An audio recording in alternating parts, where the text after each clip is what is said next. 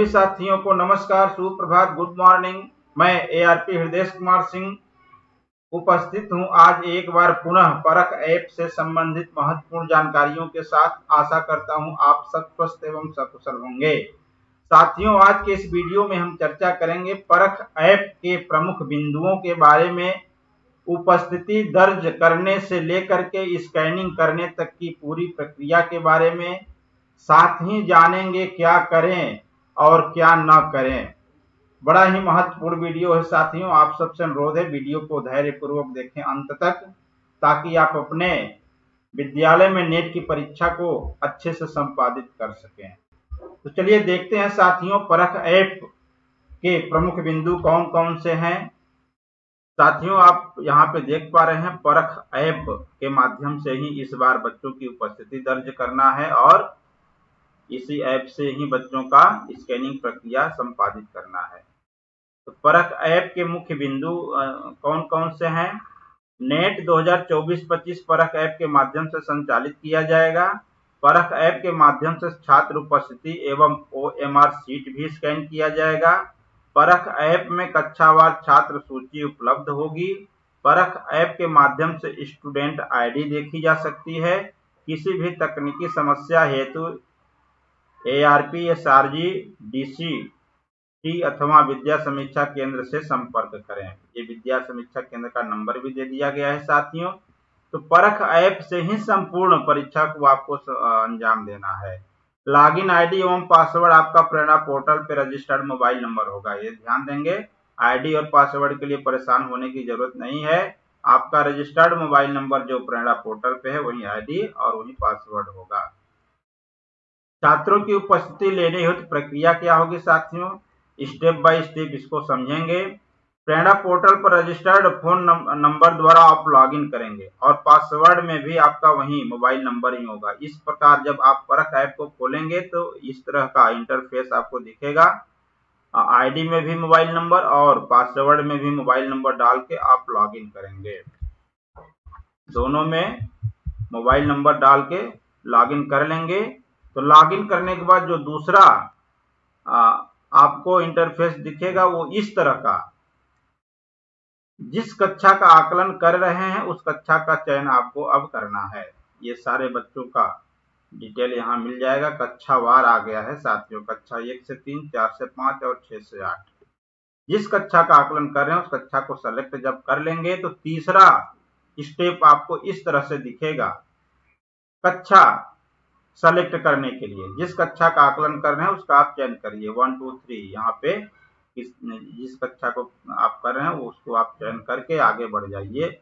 आगे जैसे ही बढ़ेंगे तो आपको प्रेषित हुई सूची के क्रम में छात्रों को बिठाएं। जो सूची आपको इसमें दिखा रहा है साथियों, इसी के क्रम में बच्चों को आप बैठाएं तथा बच्चों को अब्सेंट छात्रों को ऐप में अंकित करें। जो बच्चे उस दिन अनुपस्थित हैं उनको आप ऐप में ही अब्सेंट करेंगे। यहाँ पे देखिए, जब आप अब्सेंट करेंगे तो A लिख करके आ जाएगा, बाकी सभी बच्चे पहले से ही प्रेजेंट दिख रहे हैं।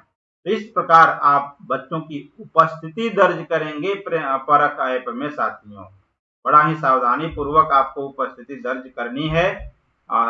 ऐसा न हो कोई बच्चा उपस्थित होते हुए भी अनुपस्थित हो जाए तो उसकी स्कैनिंग प्रक्रिया आप नहीं कर पाएंगे। तो सावधानी पूर्वक आप बच्चों की उपस्थिति को दर्ज करेंगे। परख ऐप से स्कैनिंग करने की प्रक्रिया क्या है साथियों, इसको स्टेप बाय स्टेप समझेंगे। 3 स्टेप में ये स्कैनिंग की प्रक्रिया आपकी संपादित होगी। तो पहला स्टेप जो आपका होगा साथियों वो इस तरह का होगा। स्कैन करने हेतु स्कैन का चयन करें। जब आप स्कैन करने के लिए जाएंगे तो परख ऐप में इस तरह का इंटरफेस दिखेगा। इसमें स्कैन वाला जो दिख रहा है साथियों, ये वाला, इसका चयन करेंगे। जैसे ही इस पर क्लिक करेंगे साथियों तो आपके सामने इस तरह का इंटरफेस खुल के आएगा। जो कैमरा खुलेगा उसमें एक तरफ राइट लिखा होगा और दूसरे तरफ लेफ्ट लिखा होगा। आपको ध्यान देना है, जब आप OMR शीट स्कैन करने हेतु रखेंगे अपने मोबाइल के पास में, फोन को लैंडस्केप मोड में ही करें। सुनिश्चित करें कि OMR शीट में लिखे लेफ्ट एवं राइट आपकी स्क्रीन में लिखे लेफ्ट एवं राइट से मैच करें। तो OMR शीट में भी लेफ्ट राइट लिखा होगा और आपके कैमरा में भी लेफ्ट राइट लिखा है, तो दोनों को मैच कराना है। राइट वाला राइट साइड होना चाहिए शीट और लेफ्ट वाला लेफ्ट, तभी आपका कैमरा स्कैन कर पाएगा। सुनिश्चित करें कि पूरी OMR शीट फोन की स्क्रीन में दिखाई दे रही है। सुनिश्चित करें कि एक समय पर एक ही OMR शीट स्कैन हो। तो इस तरह से आप स्कैनिंग प्रक्रिया को पूर्ण करेंगे। दूसरा स्टेप जो है उसको देखेंगे साथियों। दूसरा स्टेप में कैसे करेंगे, ये है आपका दूसरा स्टेप,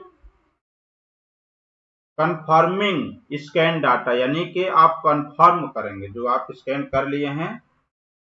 स्कैन करने के बाद ये इस तरह का इंटरफेस आपको दिखेगा। जो बच्चा दर्ज किया है उत्तर, वो पूरा यहाँ दिखने लगेगा। देखिए यहाँ पे किसी किसी में खाली दिख रहा है। तो करना क्या है आपको, स्कैन के पश्चात छात्र की आंसर रीडिंग को OMR शीट के साथ मिलाएं। डाटा अगर सही है या रीड नहीं हुआ है तो डाटा को एडिट करें। अगर यहाँ पे किसी भी तरह का कोई त्रुटि आपको दिख रही है साथियों, तो आप इसको एडिट करके मैन्युअली सुधारें। तो इस तरह से एडिट करने के बाद पूरी तरह से जब आप संतुष्ट हो जाएंगे, तभी आप छात्र का डाटा सेव करेंगे। तीसरा स्टेप आएगा सेव्ड स्कैन डाटा। अब इसको आपको क्या करना है, सेव्ड करना है। स्कैन होने के पश्चात स्कैन रिपोर्ट के माध्यम से स्कैन किए हुए डाटा को आप देख सकते हैं।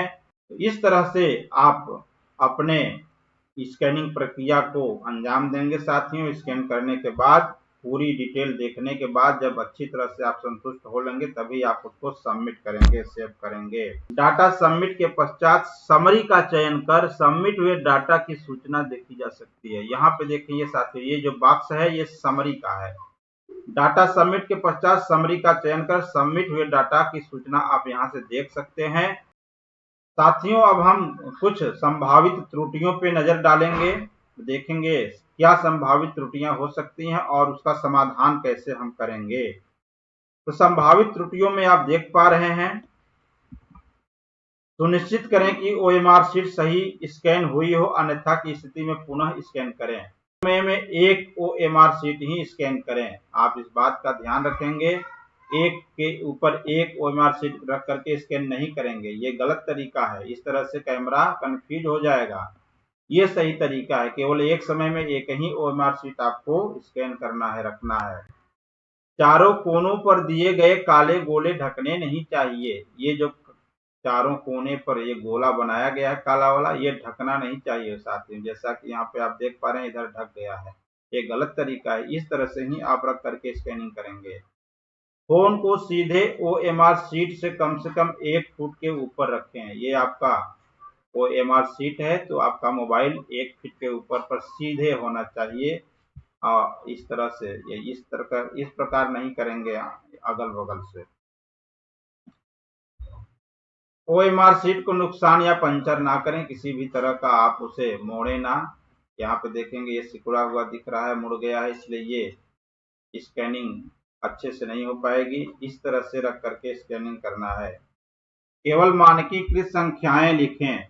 आपकी जो संख्याएं हैं मानकीकृत होनी चाहिए साथियों। ये सही तरीका है, ये मानकीकृत संख्याएं हैं, ये गलत तरीका है। इस तरह का 4 नहीं लिखना है आपको, इस तरह से 7 लिख करके भी क्रॉस नहीं करना है, ये गलत तरीका है। आप सही तरीका मानकीकृत संख्याओं का ही प्रयोग करेंगे। OMR के गोले को पूरी तरह से भरें। इस तरह से भरेंगे, जो गोला मिलेगा OMR शीट में पूरी तरह से भर देंगे। इस तरह से नहीं, आधा गोला भर के बीच में खाली छोड़ दें या इस तरह से, ये गलत तरीका है।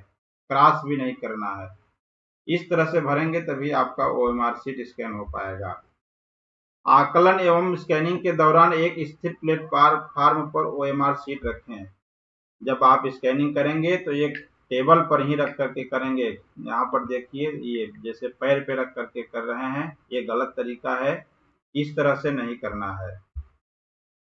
केवल काले रंग के बॉल पेन का उपयोग करें। जो आपको गोला भरना है वो बॉल पेन ब्लैक होनी चाहिए, ये रंग बिरंगी पेन का उपयोग, जेल पेन का उपयोग नहीं करना है, ये गलत तरीका है। आपको काले रंग के बॉल पेन का ही उपयोग करना है। तो ये थी संबंधित जानकारी। साथियों, उम्मीद करता हूं कि आप इन संपूर्ण जानकारियों से अवगत हो गए होंगे और अच्छे से अपने विद्यालयों में नेट की परीक्षा को संपादित करेंगे। वीडियो देखने के लिए आप सबका बहुत बहुत धन्यवाद।